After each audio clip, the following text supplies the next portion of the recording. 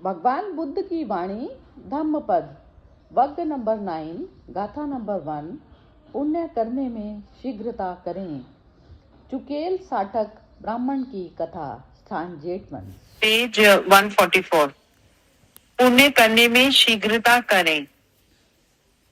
चुकेल साटक ब्राह्मण की कथा स्थान जेतवन। चुकेल साटक नाम का एक गरीब ब्राह्मण था। उसके घर की हालत ठीक नहीं थी। वे दीनहीन और विपन्न था। तन ढकने के लिए उसके पास पर्याप्त कपड़े भी नहीं थे। उसके घर में एक ही चादर का कपड़ा था। दोनों पति पत्नी उसको बारी बारी पहनते थे और कहीं काम होता तो बारी बारी से जाते थे। एक को घर में रहना पड़ता था। एक बार बिहार में बड़ी धर्म सभा के आयोजन का ऐलान हुआ। ब्राह्मण ने सुना। उसने आकर अपनी पत्नी को बताया और कहा, भार्या, बिहार में धर्म सभा आयोजित होने जा रही है। तुम तथागत के प्रवचन सुनने दिन में जाओगी या रात्रि में? हमारे पास पर्याप्त कपड़े तो है नहीं जो हम दोनों एक साथ जा सके। पत्नी ने दिन में जाने का तय किया और वे कपड़े पहनकर धर्म श्रवण करने चली गई। ब्राह्मण ने पूरा दिन घर में ही बिताया। सांझ ढल चुकी थी। ब्राह्मणी वापस आई। उसे अपने कपड़े उतारकर ब्राह्मण को दिए। ब्राह्मण ने उनको पहनकर अपने शरीर को अच्छी तरह से ढककर विहार में प्रवेश किया। सभा जुड़ी हुई थी। तथागत धम्म प्रवचन कर रहे थे। वह भी वंदना करके तथागत के सम्मुख बैठ गया और पूरे मनोबल से धम्म श्रवण करने में मशगूल हो गया। धम्म श्रवण के दरमियान उसको पांचों प्रकार के आनंद की अनुभूति होने लगी।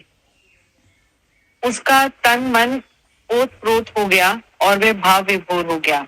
उसके मन में विचार आया तथागत के सम्मान में कुछ न्यौछावर करने का, अर्पण करने का, अपने को कृतज्ञ करने का। उसके मन में विचार आया, उसके पास देने को है ही क्या, वह तथागत को क्या दे सकता है। उसका मन कुंठित होने लगा। वह सोचता है, उसके पास सिर्फ यह है, उत्तरीय है, एक चादर है, इसे दे सकता है। इसके बगैर भी वह रह सकता है, परंतु इस उत्तरीय को भी दे देगा तो उसका तो काम चल जाएगा, परंतु मेरी भार्या का काम नहीं चलेगा। वह नहीं दे सकता। वह अपनी भार्या को बिना उत्तरीय के कैसे रहने दे सकता है। कैसे कई विचार उसके मन में पैदा होने लगे। उसका स्वार्थ फूटने लगा, उसकी श्रद्धा फूटने लगी। ऐसे विचारों में गोता खाते उस ब्राह्मण के मन में अंत तो गत्वा यह विचार आया, अरे मैं ब्राह्मण हूँ, अपने बारे में सोच रहा हूँ। तथागत के धम्म की कसौटी में तो ब्राह्मण कैसे हो सकता हूँ। अगर मैं ऐसे ही स्वार्थ परक विचारों से जकड़ा रहा तो मैं आस्था और स्वार्थ के बीच फिसलता रहूंगा।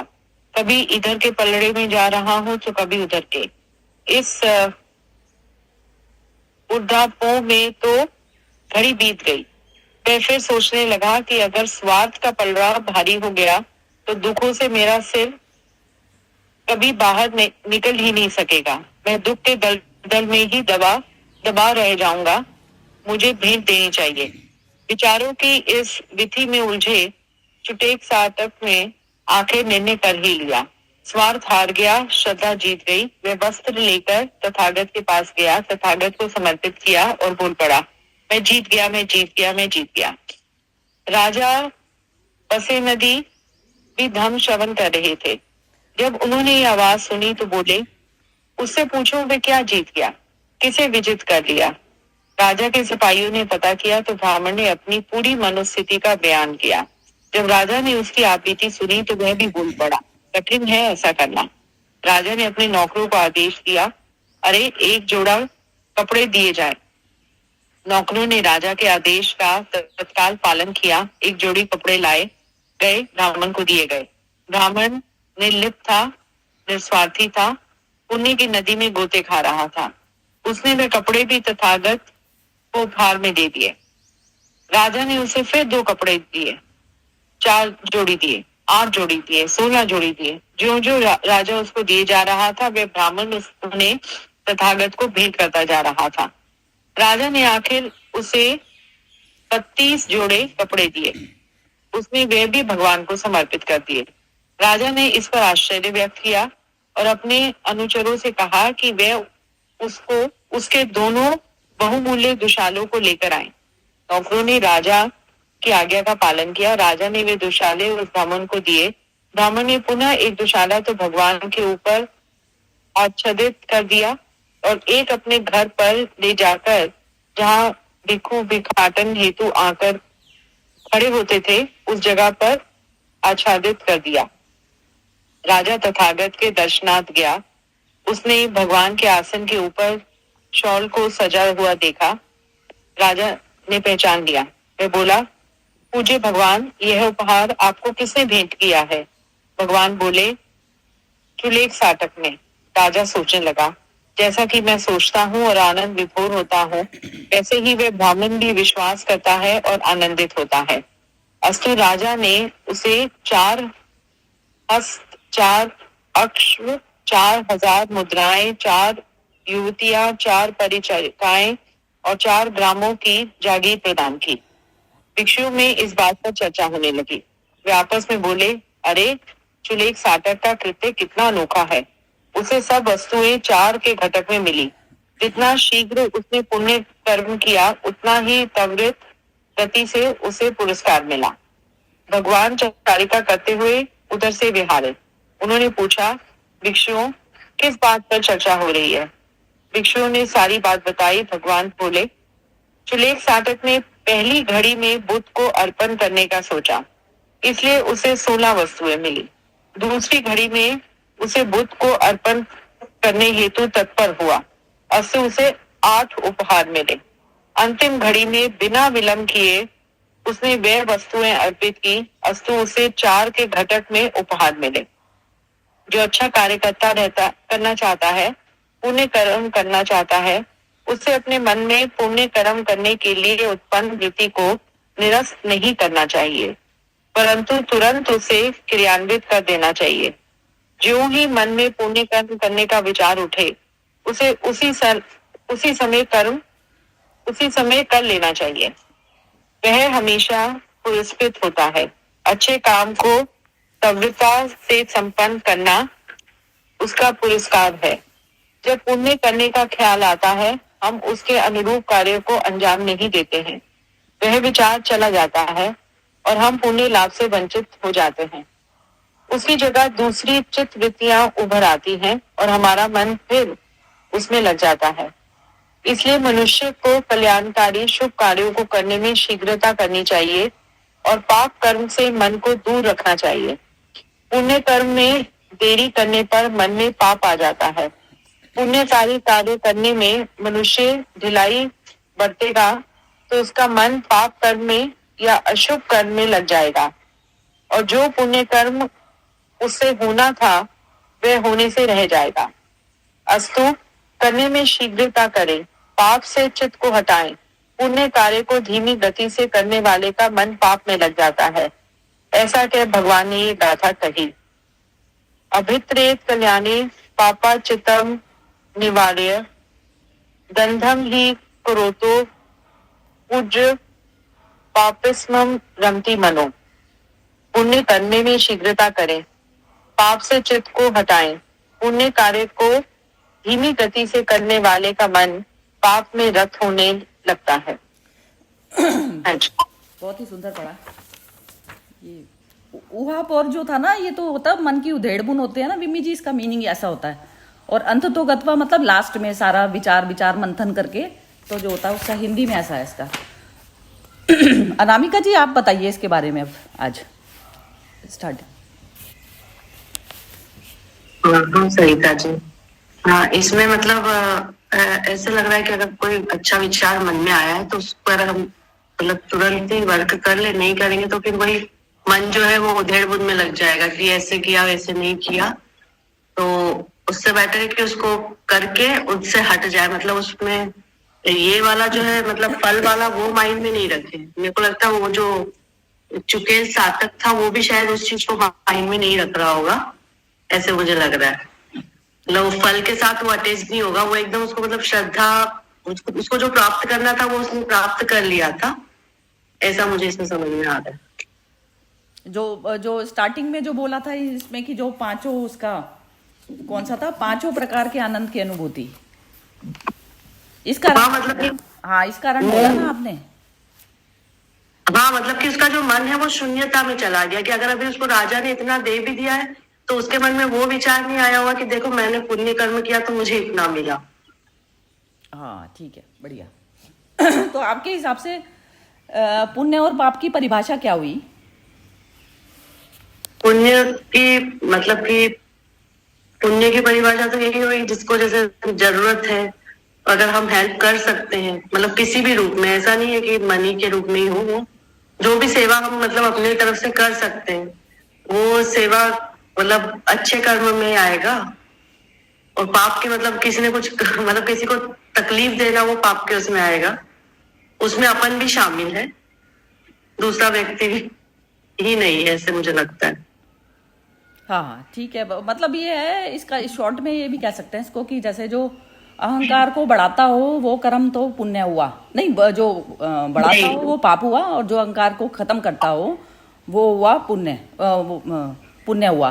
तो वो जो पुण्य हुआ तो वो पुण्य में ही हो गया ना, जो देना है, देने में आपने दूसरे को इम्पोर्टेंस दे दी, दूसरे को इम्पोर्टेंस देती तो अपना अहंकार उससे कम हुआ। तो इसलिए देना जो है हमेशा अहंकार को कम करता है, लेकिन देना यदि आपके अहंकार को बढ़ाने के उस पे जा रहा है तो देना भी खराब हो जाता है। हाँ मतलब मैं पे नहीं आना चाहिए, वहां पर मैं नहीं होना चाहिए। हाँ हाँ मैं बोलूं हाँ जी, कविता हाँ जी, जी, बोलिए बोलिए बोलिए। इस कथा के संदर्भ में जो इसका कहानी के हिसाब से ये है कि अपने स्वार्थ को जो देख के जो काम करा जाए और श्रद्धा रहित जो काम करा जाए वो पाप है, और जो दूसरों परमार्थ के उसमें करा जाए और श्रद्धा से करा जाए वो पुण्य है।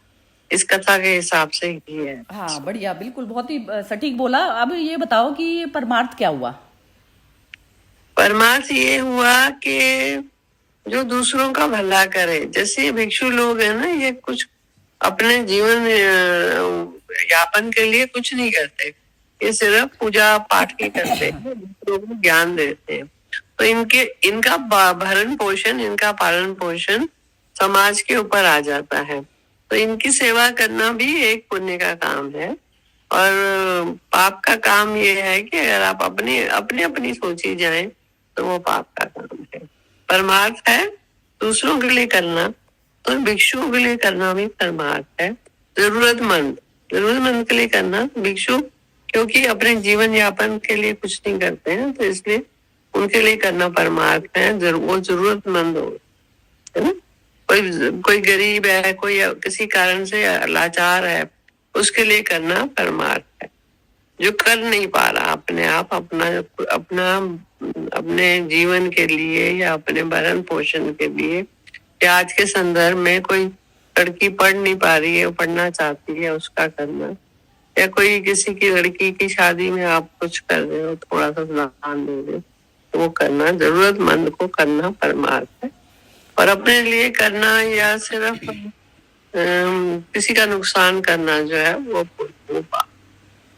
अच्छा ठीक है, बढ़िया बढ़िया बोला है। अभी ये विम्मी जी ने भी अनम्यूट करा है, तो आप बोलना चाह रही हैं शायद। हाँ जी बोलिए।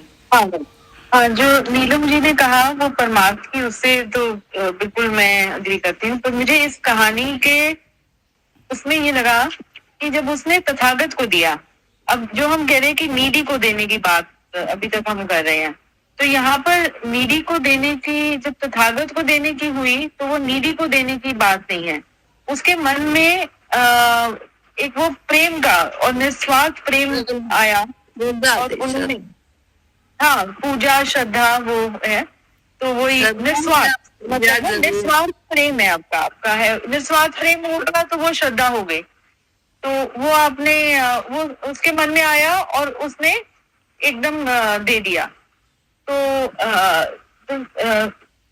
इस कहानी के अकॉर्डिंग जो देने का है कि, या जो पुण्य का है, जो पुण्य का मीनिंग ये है कि जो तुम्हारे मन में उस समय कोई किसी के लिए करने है, वो ये नहीं कि नीडी या वो एकदम प्यार से, मतलब वही है प्यार रूपी जो तुम्हारा उसके ऊपर है, तो उसे कर दो, उसमें कटौती ना करो।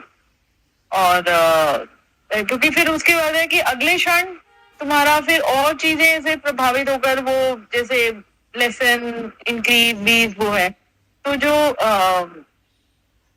हाँ जो निस्वार्थ भाव से वही जो एकदम ख्याल आ गया उसको पूर्ण कर दो, तो पूरा करो। श्रद्धा, करुणा और निस्वार्थ भाव से जो करा जाए हाँ वो पुण्य है। हाँ, और नीडी जरूरी नहीं है। हाँ, नीडी का जरूरी नहीं है, नीडी का तो हम हमेशा वो वैसे हम करते ही हैं, मतलब वो भिक्षु में आते हैं क्योंकि वो अपना पालन पोषण उनका धर्म नहीं कहता। नहीं मतलब मैं कह रही हूँ सांसारिक में तो नीडी का हम सोचते ही है, मतलब सबसे पहले नीडी का होता है कि जिसको जरूरत है हम उसको दें, पर ये है कि वो नहीं है। यदि आपको कोई भी आपके घर में आप उसको प्यार से खिलाना या वो करना, ये जो भी मतलब वही वो जो है कि आपका वो सिर्फ मटीरियलिस्टिक चीजें देने का नाम करना वो पुण्य में नहीं, वो श्रद्धा भाव से आपका जो आ गया। बढ़िया है बहुत। हेल्प नहीं मतलब नॉट हेल्प, हेल्प इज वो तो मटीरियलिस्टिक आ गया फिर। और उसमें से भी जैसे आप किसी के साथ 2 मिनट किसी को कोई दुख है उसके साथ उसकी बात सुन लो, वो भी एक आप उसकी वही कर रहे हो ना, मतलब आप उसका तो कुछ दे ही रहे हो, उसको अपना समय दे रहे हो। या जैसे वही कहते हैं कि अपने माँ बाप को जो है उनके पास जाओ, आजकल माँ बाप वैसे ही अलग रहते हैं, उनके पास तो वो ही जो तुम अपना समय दे सकते हो उससे बड़ा पुण्य है ही नहीं। ठीक है बिल्कुल। अब ये अनामिका भी जी आप भी बोलना चाह रही हो? अनम्यूट किया हुआ है आपने। नहीं, वही मुझे बिम्मी जी की उससे यही लगा कि मेरे को ऐसा लगता है निस्वार्थ प्रेम वाला भाव वहां पर आ जाना चाहिए। ये वाली उन्होंने चीज सही बोली कि उसमें कुछ नीडी वीडी वो नहीं करता है, मतलब प्रेम तत्व का उद्भाव वो हो गया उसके अंदर उद्गम, ये मुझे ऐसे लगा। ठीक है बिल्कुल बढ़िया। चलिए अब ये बोलेंगी अनामिक ये दीपा आप बोलो। हाँ जी। तो मुझे ऐसे लगता है कि सबसे पहले उसने जैसे तथागत को उसने अपने सब कुछ दे दिया, उसके पास सिर्फ एक ही वस्त्र था, ठीक है, तो उसका त्याग उसका अच्छा कर्म सबसे बड़ा था, क्योंकि वैसे हमारे पास एक्स्ट्रा होता है हम तभी देते हैं, है ना। हाँ बिल्कुल। तो उसने एक तरह से पूरा समर्पण कर दिया उसमें, तो उसका पुण्य कर्म काफी बड़ा हो गया, क्योंकि उसने एक कुछ पाने की भावना से नहीं किया। उसने कहा कि भाई मैं सिर्फ अपना सब कुछ उसको देना ही चाहता हूँ, बार बार आया बार बार दे दिया कि भाई ईश्वर के प्रति समर्पण मुझे उसने दे दिया, तो इसीलिए उसका पुण्य कर्म बढ़ गया और इसलिए उसको फिर इतना सब कुछ मिल गया। तो कह रहे कि पुण्य कर्म में देरी नहीं आनी चाहिए, अदरवाइज तो नेगेटिव माइंडसेट जल्दी से हो जाता है। बस इतना। बढ़िया बढ़िया, बहुत बहुत अच्छा बोला है, अभी तक सबने बहुत बढ़िया बोल रहे हैं। हाँ जी हर्षा जी बोलिए आप। बहुत अभी इतना अच्छा ब्यूटीफुल स्टोरी, और इस बहुत डीप है एक्चुअली, क्योंकि पाप पुण्य का चक्कर में हम लोग कितने चले जाते हैं और रीति सिद्धि रिवाज में सब में। तो मेरे खुद के डैडी का ऐसा था कि हम लोग जहाँ कलकत्ता में रहते हैं अभी, जहाँ मेरा भाई रहता है, तो नीचे ना पहले रिक्शा वाले बहुत आते थे, रिक्शा वाले थे हैंड रिक्शाज। तो रामायण तभी बहुत पॉपुलर थी, तो उन्होंने कहा कि बाबूजी हम लोग को कौन दिखाएगा रामायण, तो आप हमको आए, आपके घर में हम आ सकते हैं देखने के लिए। अभी हम लोग का 1 बेडरूम हॉल एंड किचन और ऊपर एक रूम था। तो मैं जब भी ससुराल से आती थी तो पिताजी उठा देते थे, ए जल्दी उठो वो लोग सब आएंगे देखने के लिए रामायण। तो मुझे इतना आश्चर्य लगता था, मैं बोलती थी कि कौन आएगा? वो सब रिक्शा वाले लोग 10-15 जन आएंगे, तो उनको है ना चाय बिस्किट और तो मैं छोटा बच्चे के साथ मैं गुस्सा हो जाती थी, आराम करने आई हूँ और आप अपनी कुछ आपको दया नहीं है। रोने आता था, क्योंकि जॉइंट फैमिली से आते थे तो कैसे थके हुए होते हम लोग, आते तो मरे हुए रहते ऐसे जब आते माँ के घर में। तो मैंने तो उन्होंने कहा बेटा तू ये सोच के तू तो देख लेगी कभी भी, पर इनको कौन दिखाएगा। तो रिक्शा वाले लोग जो थे वो सब आते थे ऊपर, तो सब बोलते थे अरे ये लोग नहाए नहीं, बोलते क्या फर्क पड़ता है, मैं भी नहीं नहाया हूँ। मैं भी रामायण देखते हैं नारे बिगड़े, तो इनको सबको आते थे देखने के लिए। और देखने की बात है, जब पिताजी हॉस्पिटल में थे और टैक्सी वाले लोग को भी उनके साथ इतना परिचय था, तो वो भी आते थे, कभी कभी फ्री होते थे ना, तो बोलते थे कि तू ध्यान रख, कोई ग्राहक आएगा तो मुझे बुला लेना, ऐसे कर कर। तो 12 बजे रात को फोन आया कि इज क्रिटिकल। तभी हमारे पास गाड़ी नहीं था और पैसा कैश बहुत ले जाना था। तो कोई विश्वासी आदमी, कोई कलकत्ता शहर, तो नक्सलबाड़ी का घर है ना, तो नीचे वाला भाई ने गया, छोटा भाई गया और बोला कि जाना है, बाबूजी बहुत सीरियस है। वो खाते खाते अपना खाना छोड़ दिया और बोले बाबूजी कल है तो मेरा जान अर्पित है, आप चिंता मत करो। उसने अपना खाना ढक के बोला अभी चलते हैं, क्योंकि बोला पेमेंट करना है, बॉडी रिलीज नहीं होएगा जब तक पेमेंट नहीं करेंगे हम लोग। तो पेमेंट तभी हम लोग लेकर गए। तो ये जो मैंने तब देखा, तो मुझे लगा कि सचमुच में जो समर्पित आप जो बात करते हैं ना, जो सेक्रीफाइशियल होते हैं ना, वो बहुत डीप है। वो beyond laws and regulations, Riddhi Siddhi जो भी बोले ना, सबसे पर है वो, तो बुद्धा का ये कहानी तो बहुत सुंदर है। और हम लोग कभी कभी बोलते हैं ना कि जैसे मैं और मेरे देरानी का इतना संपर्क था कि वो लोग बोलते थे देरानी जेठानी का गोखला, वह दिलवारा में टेम्पल था ना, देरानी जेठानी का गोखला है वहां में। तो एक दिन वो जाती थी, एक दिन मैं जाती थी, ऐसा हम लोग 12 साल सत्संग करे। सोमवार को वो जाती थी, ये जाती थी। तो जब जो जाए वो पाए, और जो नहीं चाहे और वो पीछे से भी सेवा करे, उसका भी उतना ही उन्नति होती है। वो हम लोग दोनों को समझ में आ गया। तो ये जो स्टोरी में बहुत ये सीख बहुत अच्छी लगी, और डैडी का याद आ गया मुझे, और बचपन का ये दिन याद आ गया। परफेक्ट है बहुत। आपकी तो बुद्ध जैसी स्टोरी हो गई ना एक तरीके से, ये जो स्टोरी है वही हो गई रिपीट। हाँ रिपीट। आपको ना ये ना एनेक्डोट सारे मतलब आपको लिखने चाहिए, मतलब बहुत insightful है। आप तो बताते हो सच्ची में, मतलब एक बुक आप लिख सकते हो बिल्कुल। My own story. हाँ, योर ओन स्टोरी। हर स्टोरी पे एक लेसन है, और मतलब में हेल्प। और दूसरा दिन मैं आपको बोलूं, जब वो थोड़ा ठीक नहीं थे ना, तो बोला मेरा 13वां फेरमा कुछ मत करना, मदर टेरेसा में जाकर खाना खिला देना, वहां में बहुत गरीब लोग को जरूरत है, ब्राह्मण लोग बहुत वेल फेड होते हैं, और नीचे मेरा सब वस्त्र सब इन लोग को दे देना, रिक्शा वाले लोग को जो भी मेरा है उनको भी खिलाना। तो ये भी किया, वो भी किया, और ब्राह्मण लोग को तो खिलाना ही है, क्योंकि मेरे चाचा जो थे बोले ऐसा नहीं चलता है, ब्राह्मण को खिलाना चाहिए। बहुत ही बढ़िया। तो वो भी किया। तो आपको तो मतलब ये है ना कि लाइव एग्जांपल, जब खुद ही घर में थे तो इंस्पिरेशन तो आपको काफी मिलती रही फिर। Yes yes yes. नहीं, बहुत पुण्य आत्मा थे। खाली एक चीज, मेरी सिस्टर का एक ही कंप्लेन है जो मैं आपसे शेयर करना चाहती हूँ, कि spirituality is very important, but not at the cost of leaving your family in the background and only thinking of spirituality. When you're married, your children, you have to work, you have to earn money. वो जो भी करते थे ना, वो बस जो आनंदमयी में आएंगे तो बस पूरा धान मान होश वास छोड़कर भाग जाते थे, ताकेश्वर इधर उधर उधर उधर। तो सिस्टर बोलती थी कि फिर पैसा कौन कमाएगा, फिर तब जब तकलीफें आए तो बहुत संघर्ष किया। मेरी सिस्टर तो बहुत संघर्ष की थी, जब अमेरिका में है वो ट्यूशन लगभग 14 साल से, वो जब 14 इयर्स की थी तब से वो ट्यूशन करने लगी, और अच्छा से मैंने जो भी डनलॉप में उसने कंपनी में काम किया और सब। तो वो इतनी बोलती कि spirituality and duty should always go hand in hand, it can never be one sided, balance. उसका ये फरियाद था हमेशा, बोलते you have to do what is your duty.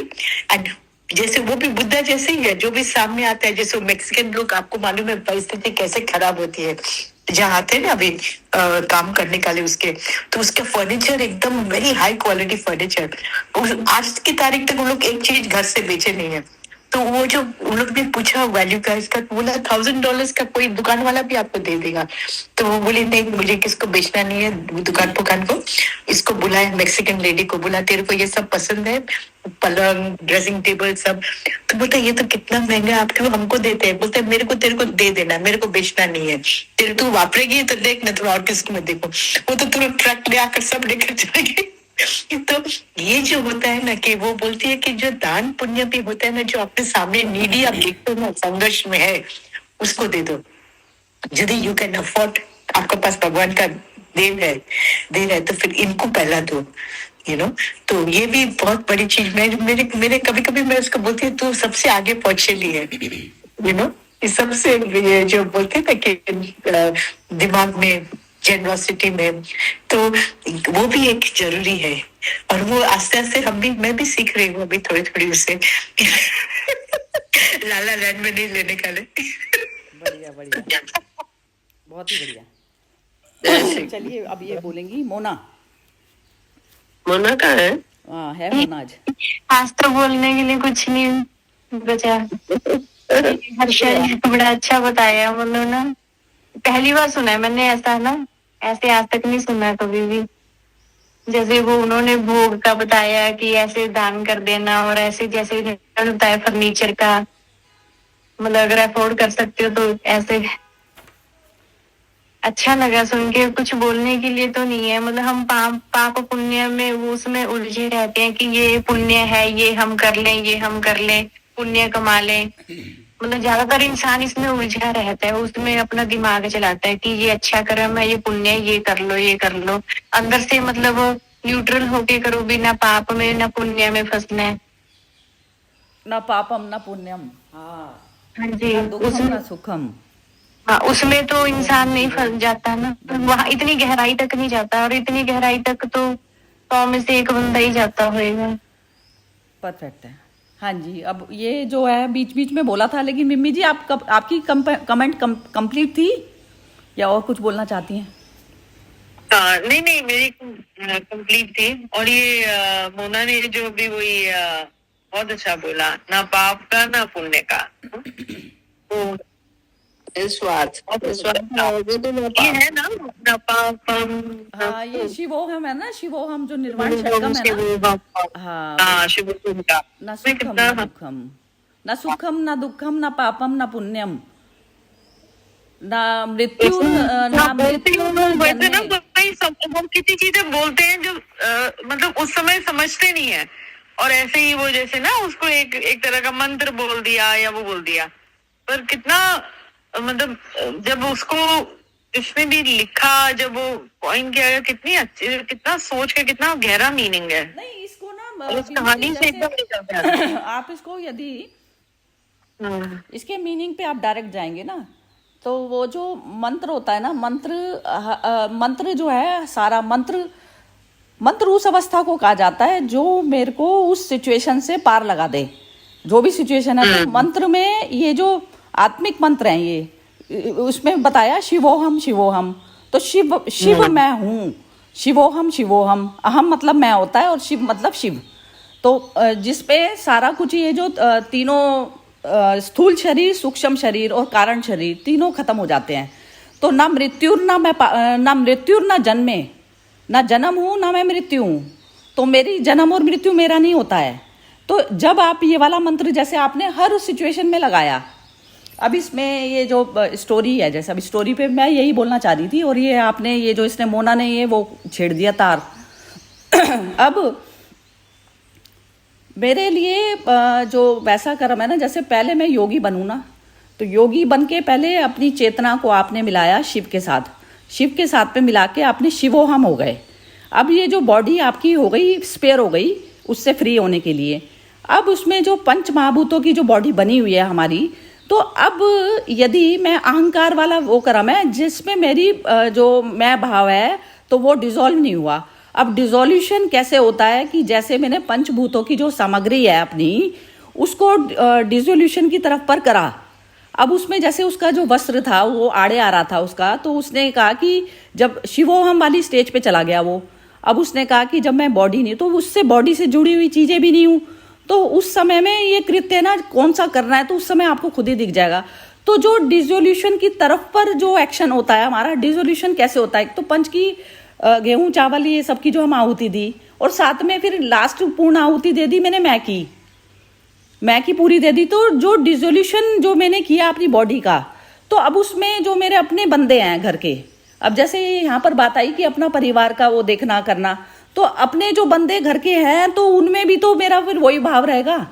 मैं यदि कमाऊंगी तो पर्टिकुलर उनके लिए नहीं कमा दी ना, तो वो जो भाव मेरा होता है ना डिसोल्यूशन की तरफ पर, जब मेरा ये जाती है चीज, तो उसमें फिर मेरे लिए ना सारा टोटल ब्रह्मांड जो मेरा अपना घर हो जाता है।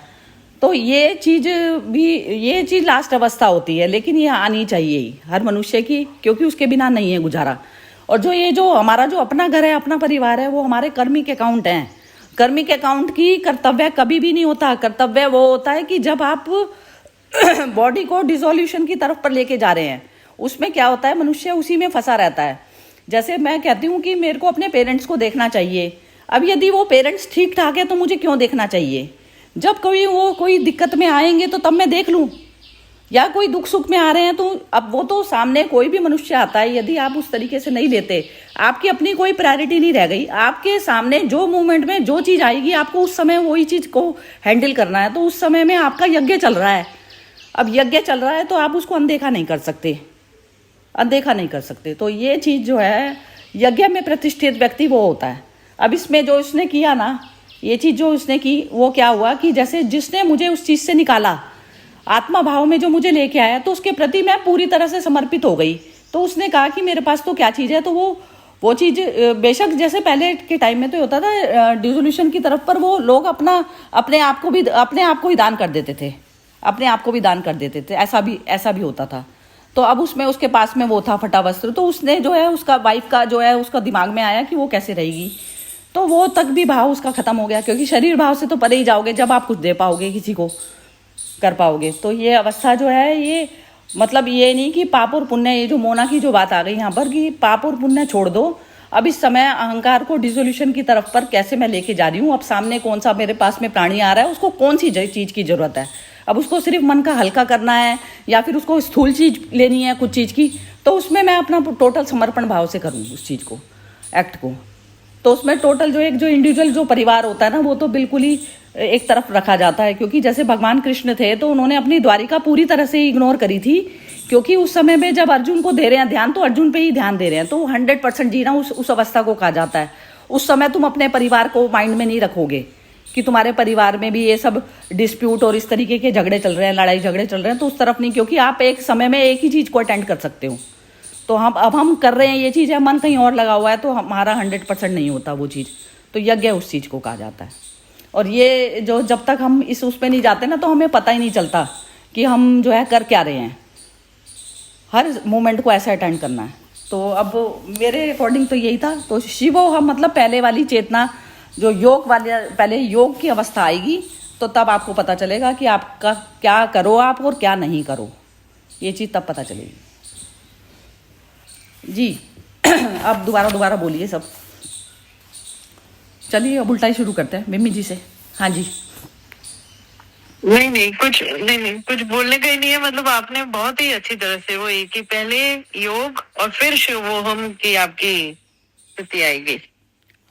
तब पता चलेगा आपको कि कहाँ पर ध्यान देना है, हाँ, बीमारी कहाँ है ना, उसको कौन सी को। तो वो मेरा तो यज्ञ तभी होगा ना, मेरे शरीर के थ्रू जो यज्ञ होना है, यज्ञ वो कर्म है जो जिस मूवमेंट जो आया है उसको आप 100% अटेंड करें।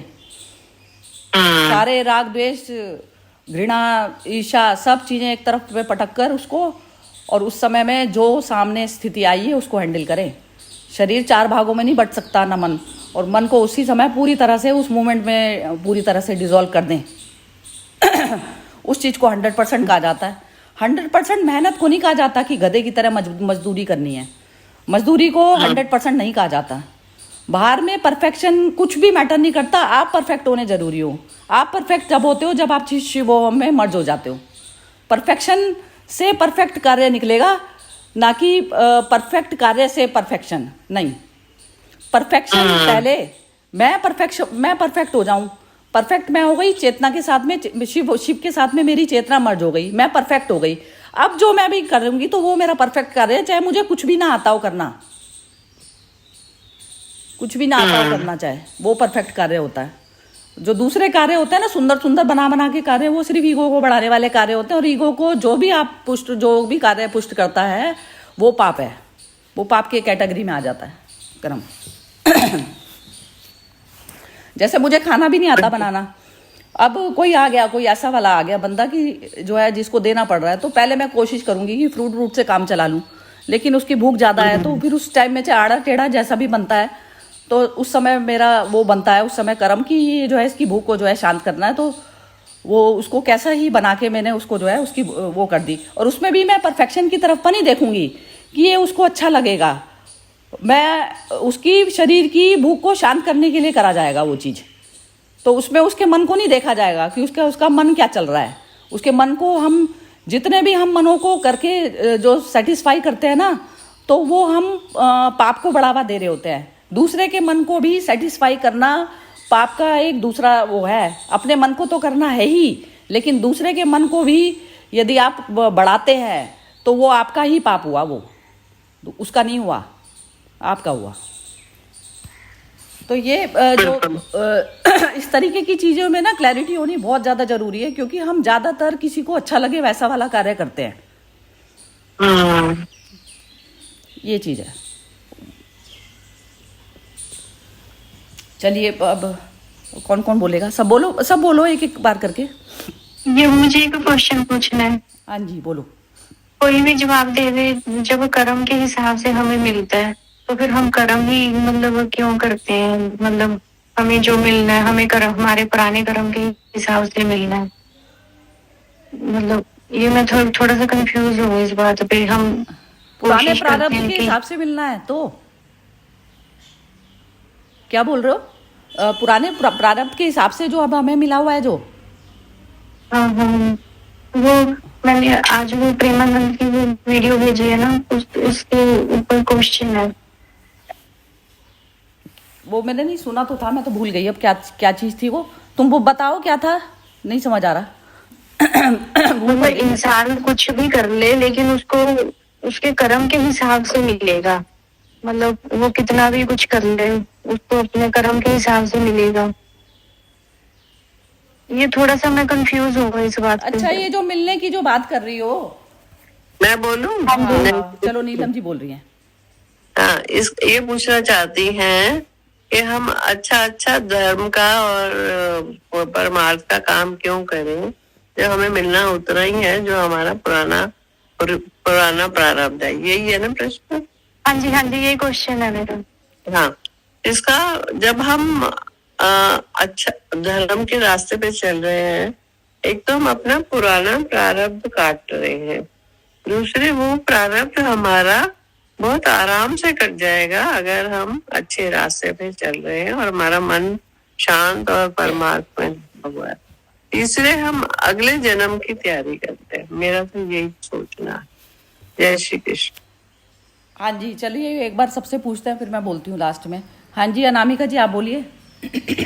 ये मोना के क्वेश्चन का आंसर बताइए। अनामिका जी आप बताइए। हाँ जी सरिता जी, मैं इसका आंसर तो नहीं दे पाऊंगी सरिता जी। अच्छा ठीक है, तो अब इसका हर्षा जी बता देंगी। हाँ जी हर्षा जी आप बताइए।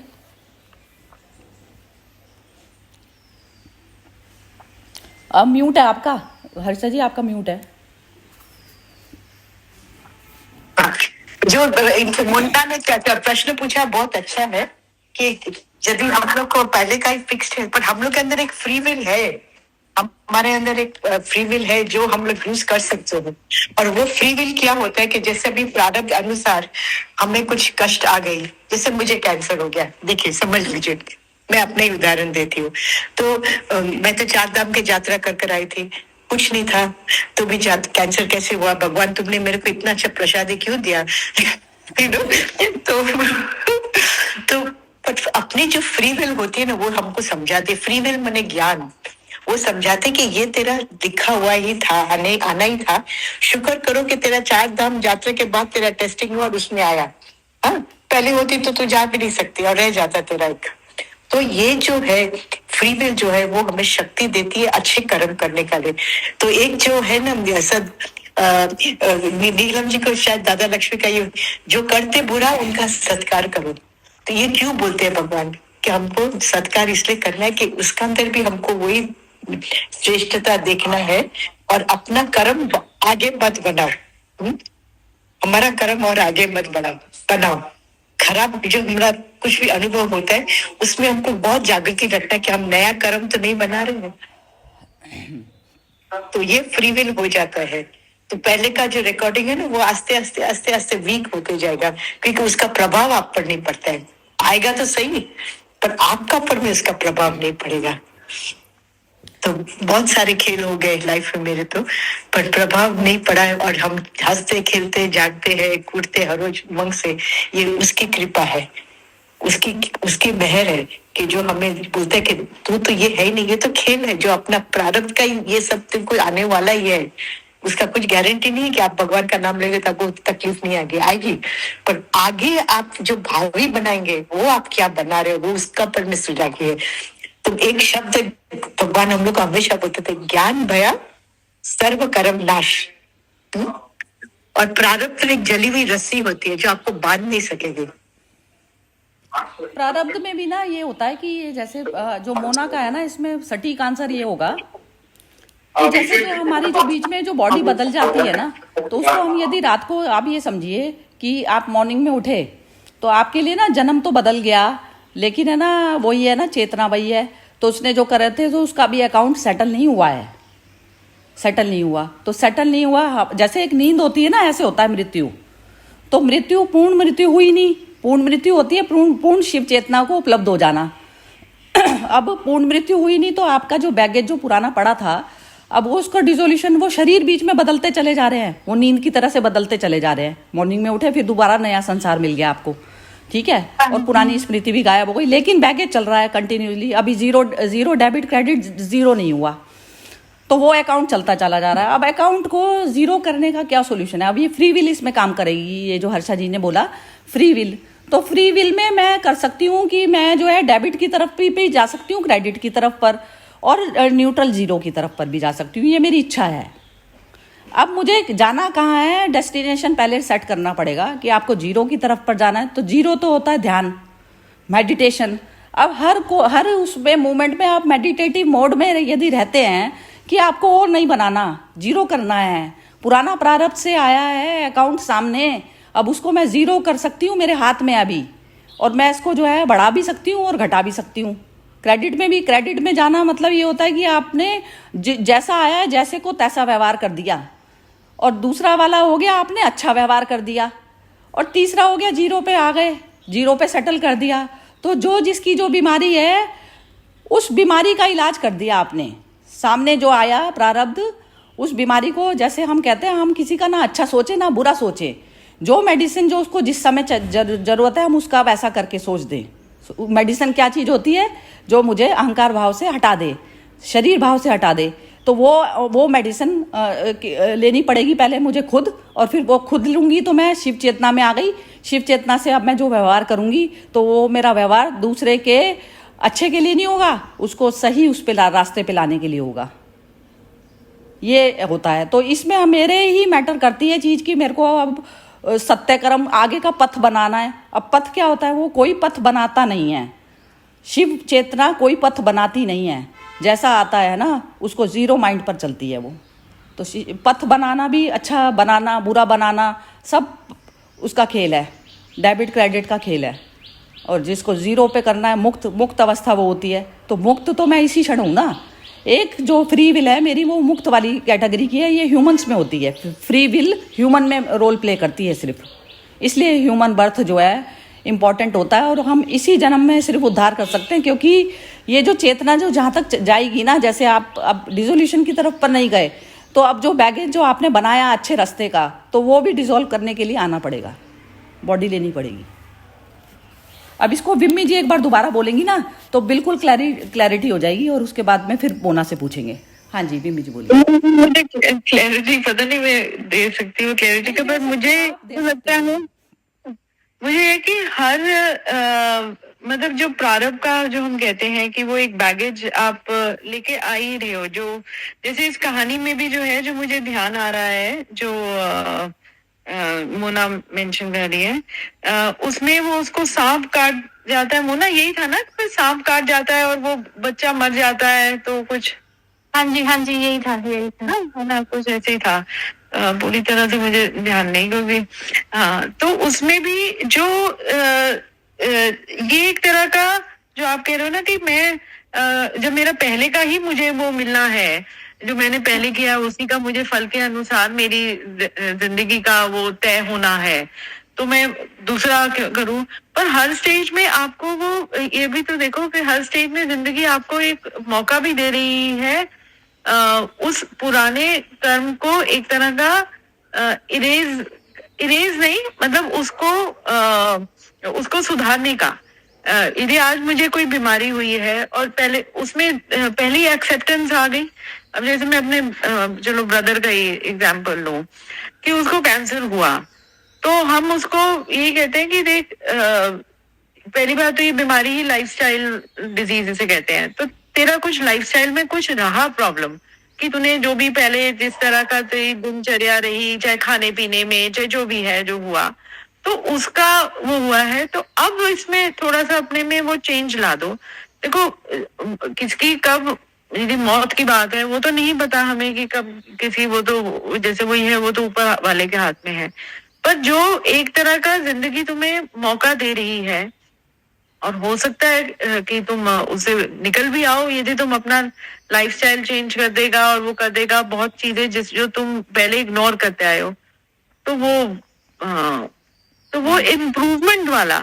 क्योंकि ना मुझे ये भी नहीं पता कि मैंने जैसे यदि मैं पिछले जन्म का, यदि मैं कहूँ कि मैं पिछले जन्म का बैगेज लेके आई हूँ और उसके कारण मेरे आज ये बीमारी हुई या मेरे साथ आज ऐसे हुआ, पर वो भी नहीं मुझे पता। तो पिछले जन्म का तो नहीं, पर यदि तुम किसी भी स्थिति में अपने आप को देखो तो तुमने कुछ वो उस पर तुम अराइज इसलिए हुए हो क्योंकि तुमने पीछे कुछ किया है। Every your action has had a reaction. वो न्यूटन वाला लॉ वो है प्रकृति में। तो तुम्हारे कुछ हो, चाहे वो प्रारंभ की बात करो, चाहे इसी जिंदगी में पीछे अपने कर्मों की बात करो, it has led to that. So every situation positive और नेगेटिव इज अगेन वो एक तुम्हें एक सीख दे के जाती है कि तुम अपना, तो और उसी बेसिस पर तुम फिर अपना यदि कर्म करो उस सीख को समझ के, तो मतलब वही है कि तुम अपना वो जो नीलम जी कह रही हैं कि तुमने अपने अगले जन्म को इंश्योर कर दिया, तो अगले जन्म को इंश्योर कर दिया या अगले पल को तुमने एक तरह का इंश्योर कर दिया कि वो सही गुजर जाएगा। जो नेक्स्ट पल आता है, नेक्स्ट मूवमेंट को ही न्यू बर्थ कहा जाता है बिमी जी, उसको ही। हाँ, पल का मतलब वैसे, मतलब इस जिंदगी में वो पल, और यदि आप जन्म मरण का वैसे बॉडीली शरीर के जन्म मरण की बात करते हो तो उसमें भी वो अपने आप के अगले जन्म में आपको वो करेगा। पर एक्चुअल में तो यदि तुम इसी जिंदगी को देखो, क्योंकि आगे पीछे हमारे साथ क्या हो रहा है, क्या है, वैसे होता है, आप जन्म लेते हो, वो दूसरा शरीर लेके आते हो, नहीं आते हो, उसका तो मतलब कुछ पता ही नहीं। तो उसके बारे में भी इतना क्या सोचना है। इसी जो अभी तुम्हें जिंदगी दी गई है उसी के बारे में सोच के उसी को सुधार लो, और वही वो उस पल को, अगले पल को सुधार लो, इस पल को ठीक करके, इस पल में सही एक्ट करके। मैं तो इसको ऐसे लेती हूँ कि जैसे इसको ऐसे लिया जाता है कि जैसे 5 तत्वों को की कह दो या फिर एक मिट्टी का शरीर बना हुआ मिला, तो उसमें ना जैसे ये जो जितनी भी जो डिजीज होती है ना, डिजीज करके हम बोलते हैं, लेकिन है ना सेटलमेंट, जैसे ये जो बॉडी जो मेरे को मिली तो इसमें ना करोड़ों सेल्स मैं भी खा रही हूँ ना बाहर चीज, यदि मैं वेजिटेबल भी खा रही हूँ वो भी किसी चीज की बनी हुई है, उसमें भी कितने वो मतलब कितने कीटाणु होंगे जो मरे होंगे, जो वैसा हुआ होगा। तो ये ना सेटलमेंट बॉडी के लेवल पर चलता रहता है हर वक्त, कोई मुझे खा रहा है और मैं किसी को खा रही हूँ। तो ये सारा संसार ऐसे ही बना है। बुद्ध भी नहीं बचे इस टाइप की बीमारियों से, जिन्होंने बहुत अच्छे कर्म करे वो भी नहीं बचे। तो ये तो बॉडी के लेवल पर तो ये चीजें चलेंगी, सेटलमेंट चलेगा ही चलेगा। अब किसी को कोई ऐसी भयंकर डिजीज हो गई जो जिसका इलाज नहीं है, सपोज करो इलाज नहीं है, लेकिन क्या होता है कि ये जब ये जैसे ना तो शरीर मेरा और ना चेतना ये शरीर उसकी शिव की, तो मेरा कुछ भी नहीं, अहंकार जो है बार बार इस चीज के लिए परेशान होता है। तो ये सेटलमेंट चलेगी, हर मनुष्य की चलती है। अब उसका जो है जिनसे कांटेक्ट रहा, अब जैसे बॉडी में कोई हमारे कीटाणु जो है बनते हैं बिगड़ते हैं, तो ऐसा तो चीज ये सारा सिस्टम अपने आप चलता है ना, प्रकृति का सारा सिस्टम अपने आप चलता है। अब उसमें मैं इंटरफेयर करने वाली नहीं। अब उसमें क्या होता है ना, जब मैं चैतन्य लेवल पर जब चलती हूँ ना, तो बॉडी को सिर्फ पंच तत्वों की सामग्री में मान के चलती हूँ कि ये सामग्री है बस। तो टोटल जो सामग्री है, तो उसमें ये जो बैलेंस है प्रकृति अपने आप करती है। अब उसमें मेरे करे तो कुछ भी नहीं होगा, बस जो नॉलेज है वो मुझे कर सकती है। लेकिन उस नॉलेज के बाद में भी यदि मैं प्रॉपर उसमें चलूँ, रिलीजियस बिल्कुल वाले स्टाइल में भी चलूँ, तो भी जरूरी नहीं होता ना, जरूरी कुछ भी नहीं होता, क्योंकि ये कर्मिक अकाउंट की सेटलमेंट होती है बॉडी के थ्रू भी। तो ये भी जो चीज होती है, ये भी हमारे हाथ में नहीं होती है। आप अच्छा दे बुरा दे, वो नॉलेज के हिसाब से आप करेंगे। कर्मिक अकाउंट का वही मैं कह रही हूँ ना। अब जैसे यही कि उस जैसे वही मेरे ब्रदर का मैं कहूँ तो ठीक है, उसको बीमारी हो गई है या तो जी, और ये भी है कि चलो इलाज नहीं है अभी उसका वो है, या तो फिर तो है कि वो गिव अप कर दो कि जी अब तो मुझे कर्म करने के लिए मेरे डॉक्टर ने कह ही दिया है, मेरे इसका कोई इलाज तो है नहीं है, और कहते हैं मेरे जो भी है वो भी ले लो कि जी शायद मेरे पुराने कर्मों का जो भी हुआ होगा, और अब तो गिव अप कर दो और फिर बैठ जाओ। पर एक तो वो है, एक दूसरा है कि आप कर रहे हो, एंड तक आप कोशिश करते रहोगे, मतलब कर्म तो आपका चलता रहना है, चाहे आपको वो और इलाज और करा के दवाइयां लेके जैसे वो जो डॉक्टर कर रहे हैं, या तुम अपने आप को करके, क्योंकि एंड रिजल्ट तो कितने तक का है वो तो तुम्हें खुद नहीं पता ना, यदि शरीर छोड़ने की वाली बात है तो, और वही किसी पल की है।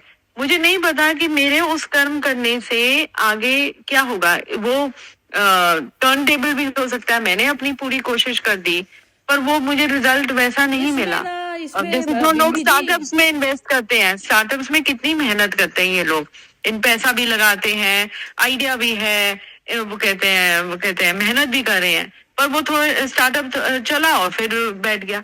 तो ये सोच के कि जी मेरा स्टार्टअप तो नहीं चला, पर ये लोग भी मतलब यंगस्टर्स आजकल के कितने वो होते हैं कि वो एक स्टार्टअप नहीं, फिर दूसरे में, फिर वो दूसरा, क्योंकि वो एक वो कहते हैं ना वो एक जज्बा रहा, तो वो जब तक तुम्हारे अंदर वो जो एक स्पार्क है वो जिंदा है, तो तुम वो कर्म करने से भी नहीं हटोगे, चाहे तुम ठोकरे खाओगे, चाहे गिरोगे वो करते हैं। तो वो कहना कि कर्म करना मैं छोड़ दूं कि मेरे से पहले मेरे साथ ऐसा पहले के कारण ही, वो मुझे लगता है वो पहले से ही अपने आप को हार मान ली तुमने। नहीं, मैं वो नहीं कह रही, मैं ये कहना चाह रही हूँ जो पकड़ने और छोड़ने वाला लगा हुआ है ना, पहले तो उसको हटाना पड़ेगा ना। जैसे बुद्धि अपने आप स्वतंत्र होकर करेगी, आपकी जो बुद्धि आपके हिसाब से लगेगी, अपने आप लगेगी। अहंकार कहता है ना मैं कर रहा हूँ ना, तो वो प्रकृति तो गुणों से चलेगी ना, वो तो ऐसा है ही नहीं ना। तो लेकिन उसका दुख सुख लेने वाला बैठा है, जो क्रेडिट लेने बैठा है, जो वैसा लेने बैठा है हर चीज के लिए, तो वो जो बैठा है उसको हटाना है। हाँ, नहीं प्रकृति तो वही है, वो तो अपने हिसाब से चलेगी, पर मुझे ये भी ना हो कि मैंने कर्म नहीं किया। वो जो मोना का क्वेश्चन था ना कि वो जो कर्म कि उसने वो जो किया कि वो तो मरा ही, मतलब उसका जो उसको सांप ने काटा तो वो तो मरा ही, चाहे वो तो वो है कि मोना कही थी कि हम क्यों करें, क्योंकि पहले ही यदि पहले वाला ही मेरा डिसाइड कर रहा है, क्योंकि उस वीडियो में ये कहा है कि उसके साथ ऐसा इसलिए हुआ क्योंकि उसके पहले कर्मों के कारण, उसमें ये सार जो आया उसमें कि उसके पहले कर्म ऐसे थे इसलिए वो मरा। तो वो मोना का ये कहते हैं कि यदि मेरे पहले कर्म ही मेरे अभी के को डिसाइड कर रहे हैं तो मैं फिर क्यों करूं कर्म। और ये था मोना, यही था आपका। एक बार ये नीलम जी बोल रही हैं। हाँ जी, क्लियर हो गई, समझ गई। जय श्री कृष्ण कहते हैं तुम कर्म कर, फल की इच्छा मत कर। हाँ, कर्म तेरा धर्म है, कर्म तो करना ही है।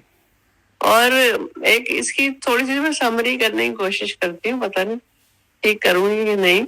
हम कुछ पैसे लेके दुनिया में आए हैं और हमने लोगों के जो देने थे वो हम दे रहे हैं, ये हमारा लेना देना है उनके साथ।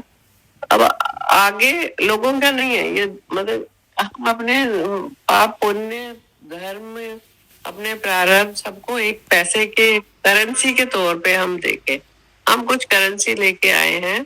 हमारा जो हमें जो पुराने कर्मों का फल देना है उसमें हम वो करेंसी दे जा रहे, पर हमें अगले जन्म के लिए हमारे अकाउंट में कुछ होगा तब तो हमें मिलेगा ना। अगले जन्म के लिए हमें फिर कमाना है, करेंसी फिर हमारी कमाई करनी है, हमारे पास फिर करेंसी होनी चाहिए। सारी करेंसी हम पुराने प्रारब्ध को काटने में दे देंगे, हमारे पास कुछ पैसे नहीं बचेंगे। अगले जन्म के लिए हमें फिर पैसे हमारे जेब में होने चाहिए। पैसे मतलब हमें फिर शुभ कर्म करके अपना प्रारब्ध बनाना है अगला अच्छा। ये जन्म मरण की जो बहुत थ्योरी है उसके बेसिस पे मैं कह रही हूँ। जय श्री कृष्ण। और श्री कृष्ण कहते हैं कि कर्म करना तेरा धर्म है, कर्म तो तुझे करना ही है, पल पल। आप क्या समझते हो कि जैसे जो मनुष्य चाहे तो वो नहीं करेगा कर्म, उसकी प्रकृति अपने आप नहीं कराएगी उससे कर्म, बैठ ही नहीं सकता मनुष्य। जो करने वाला मनुष्य है वो बैठ ही नहीं सकता। वो सात्विक, राजसिक और तामसिक तीन तो प्रकृति तो वो फोर्स करती चली जाएगी ना आपको, कर ही रही वो कराएगी। और वो विवेक बुद्धि से करेंगे तो हमारे नोट आगे के लिए बढ़ेंगे। अगर विवेक बुद्धि से नहीं करेंगे और सत्य के रास्ते पे नहीं चलेंगे तो फिर हमें लोगों को नोट अगले जन्म में देते हैं। वो होता है ना गुणातीत में जाकर आप सही कर्म में जाते हैं। गुणातीत उस अवस्था का नाम है, जैसे कि मैं पड़ी रह गई। अब जैसे बिम्मी जी अपने ब्रदर की बात करती हैं तो वो उसमें जैसे अब वो उनका कोई ट्रीटमेंट वगैरह कराया ना जाए। तमस वाली तुमने जो है, तमस से तुम संचालित हो कि तुम्हें तो कुछ करना नहीं है क्योंकि इसका तो कुछ इलाज ही नहीं है, तो वो तो तमस वाली नेचर हो गई। लेकिन अब साइंस ने इतनी जो है वो कर ली है, प्रगति कर ली, तो मेरे पास में ऑप्शन है। तो जो क्या होता है, रजस वाला कहेगा मैं करा के ही मानूंगा, बस हर चीज में जाऊंगा, तो वो इसीलिए वो रजस के हाथों बिका हुआ है, वो तमस के हाथों बिका हुआ है। लेकिन सत्व गुण क्या कहता है? सत्व गुण कहता है मैं ढंग से सोचूंगा कि ये चीज मेरे को कितनी लेनी है, कितनी नहीं करनी है। क्योंकि ट्रीटमेंट भी क्या होता है, ट्रीटमेंट भी ज्यादा भी तो ले लेते हैं ना। अब मेडिसिन ही है, सिर के दर्द हल्का सा हुआ, मैंने खा ली, फटाफट मेडिसिन खा ली, तो वो क्या होता है कि ये भी सब चीजें क्या होती है, रजस की होती है, लेना देना। तो सत्व जो होता है नॉलेज का गुण होता है। तो नॉलेज से अपना चलें, सत्व गुण से चलें और मुक्त वाली उसमें चले। हाँ, मतलब ये है बैलेंसिंग। तो सत्व जो है रजस और उसको दोनों को बैलेंस करेगा। लेकिन सत्व भी पूरा नहीं है, सत्व भी नीचे धरती का ही कार्यक्रम चल रहा है। तो सत्व से मैंने मैक्सिमम नॉलेज लगा ली, जो अभी बिम्मी जी लगा रही हैं या उनके ब्रदर भी लगा रहे हैं, या जो भी कोई मनुष्य लगा रहा है, तो वो सत्व से लगा रहा है। बस सत्व ही हमारे हाथ में है। बाकी फिर उसमें जो है वो सत्व को भी हमें छोड़ना पड़ेगा कि हमने मैक्सिमम अपना प्रयास कर लिया।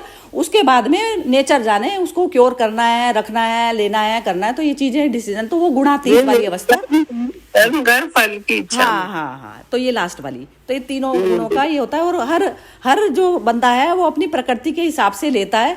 तो बस वो होता है कि सत्व में आए और सत्व में प्रॉपर सोच समझ बूझ के साथ में कार्य करें, जिसको विवेक कहा जाता है बस इसमें। और उसके बाद में भी क्या होता है, छोड़ना ही पड़ता है, क्योंकि उसमें एक्सेप्टेंस लानी ही पड़ेगी आपको, जो भी नेचर ने लिखा है। कई बार तो क्या होता है, जो लोग बिना इलाज कराए रह जाते हैं।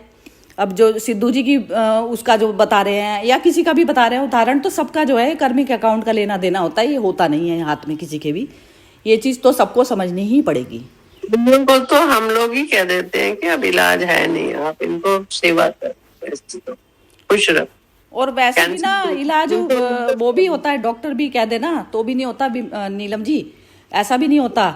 यदि ईश्वर को प्राण देने हैं ना, तो कितनी भी वैसी जो चीज होती है ना, वो भी होता है। ये होता है, ये श्रद्धा होती है ना, जैसे हम अंधश्रद्धा कहते हैं परमात्मा की। तो परमात्मा में नियम बदलने की पावर होती है। मेरी जो चेतना है ना, यदि मेरी चेतना शिवोहम वाली चेतना में स्थापित हो गई है, तो मेरे अंदर पूरी वो है कि मैं मतलब जीवन दान मिल सकता है उसको। ऐसा नहीं होता। कहते हैं हमारे पास इलाज नहीं है, डॉक्टर से ऊपर भी शिवोहम वाली चेतना होती है। वो तो बिल्कुल। तो वो अवस्था, तो ये तो जो जब तक किसी भी शरीर में प्राण है, तो मेरे ख्याल से बस हर मनुष्य को ये प्रार्थना और वो सब चीजें बनती हैं। ये सब चीजें हेल्प भी करती हैं 100%। कहते हैं जो प्रबल प्रेम के पाले प्रभु को नियम बदलते देखा, तो नियम भी बदले जाते हैं। ऐसा कुछ नहीं होता, बिल्कुल सब कुछ पॉसिबल है जीवन रहते। ठीक है मोना, चलो आज का सेशन जाप करने से, महामंत्र जाप करने से हेल्थ को और शरीर को फायदा 100% होते हैं। चमत्कार इन्हीं चीजों को कहा जाता है। ऐसा नहीं होता, होते हैं चमत्कार, सब होता है।